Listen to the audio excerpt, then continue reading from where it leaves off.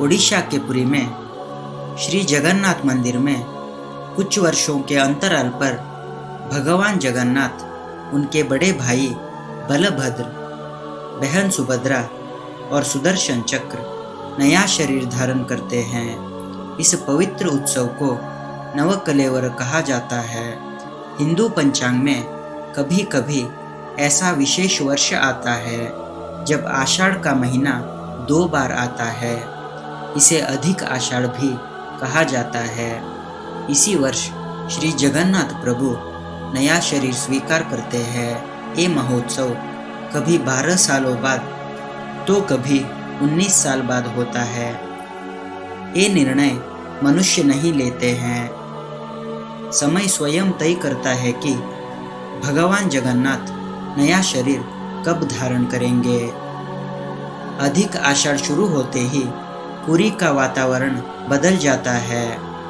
पूरे शहर में भक्ति और उत्सव का माहौल छा जाता है।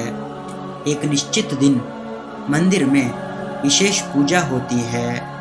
भगवान श्री जगन्नाथ के सामने दैतापति सेवक खड़े होते हैं। दैतापति सेवक भगवान श्री जगन्नाथ के सबसे निकट सेवक माने जाते हैं।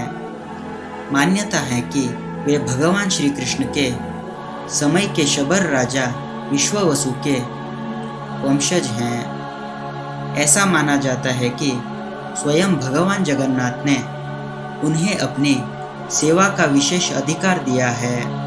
उस दिन मुख्य पुजारी श्री जगन्नाथ प्रभु से विशेष अनुमति लेते हैं। फिर मंदिर से दैतापतियों को एक पवित्र माला दी जाती है।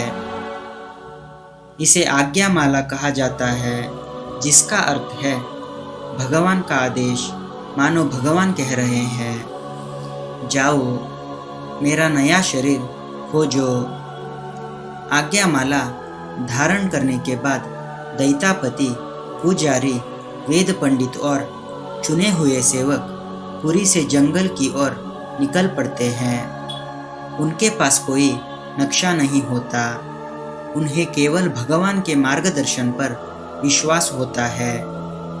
उनका पहला पड़ाव होता है काकटपुर। पुरी से लगभग 50 किलोमीटर दूर स्थित काकटपुर में मां मंगला देवी का मंदिर है। वहां पहुंचकर सभी उपवास रखते हैं, जमीन पर सोते हैं और लगातार देवी की आराधना करते हैं, क्योंकि भगवान का नया शरीर कहाँ है ये कोई मनुष्य नहीं जानता। मान्यता है कि ये रहस्य केवल मां मंगला को ही पता है। इसी तरह 3 दिन बीत जाते हैं। चौथी रात मुख्य दैतापति को एक रहस्यमयी सपना आता है। सपने में मां मंगला देवी प्रकट होती हैं। वे एक जंगल और वहां जाने का रास्ता दिखाती है।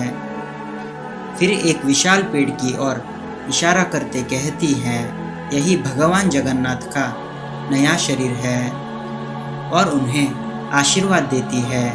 अगली सुबह दैतापति अपना सपना सबको बताते हैं। ये परंपरा सदियों से चली आ रही है।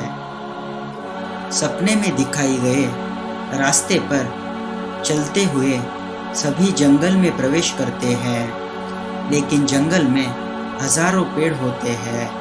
भगवान के शरीर बनने वाले पेड़ में कई दिव्य लक्षण होने चाहिए। सबसे पहले वो नीम का पेड़ होना चाहिए। वो पूरी तरह स्वस्थ होना चाहिए। उसमें कीड़े नहीं लगे होने चाहिए। उस पर कभी बिजली नहीं गिरी होनी चाहिए। वो आंधी या तूफान से टूटा नहीं होना चाहिए। उसके पास नदी या तालाब होना चाहिए। पास में शमशान भी होना चाहिए और सांप का बिल भी होना चाहिए। लेकिन उस पेड़ पर किसी पक्षी का घोंसला नहीं होना चाहिए। उसके ताने पर प्राकृतिक रूप से शंख, चक्र, गदा और कमल के चिन्ह दिखाई देने चाहिए। इन चिन्हों को देखकर दैतापति मौन हो जाते हैं। उनकी आंखें खुशी से भर जाती है। उन्हें समझ आ जाता है भगवान जगन्नाथ प्रभु ने अपना नया शरीर चुन लिया है। एक और विशेष बात है, चारों मूर्तियाँ एक ही पेड़ से नहीं बनती, अलग अलग पेड़ से बनती हैं। भगवान श्री जगन्नाथ के लिए एक पेड़, उनके भाई बलभद्र के लिए और एक पेड़, सुभद्रा के लिए एक और सुदर्शन चक्र के लिए एक पेड़। इस प्रकार 4 अलग अलग वृक्ष चुने जाते हैं। हर पेड़ की अपनी विशेष पहचान होती है। अब भगवान का नया शरीर मिल चुका है, लेकिन उस पेड़ को साधारण पेड़ की तरह नहीं काटा जाता। पहले उसकी भगवान की तरह पूजा होती है। उनके चारों ओर यज्ञ किया जाता है।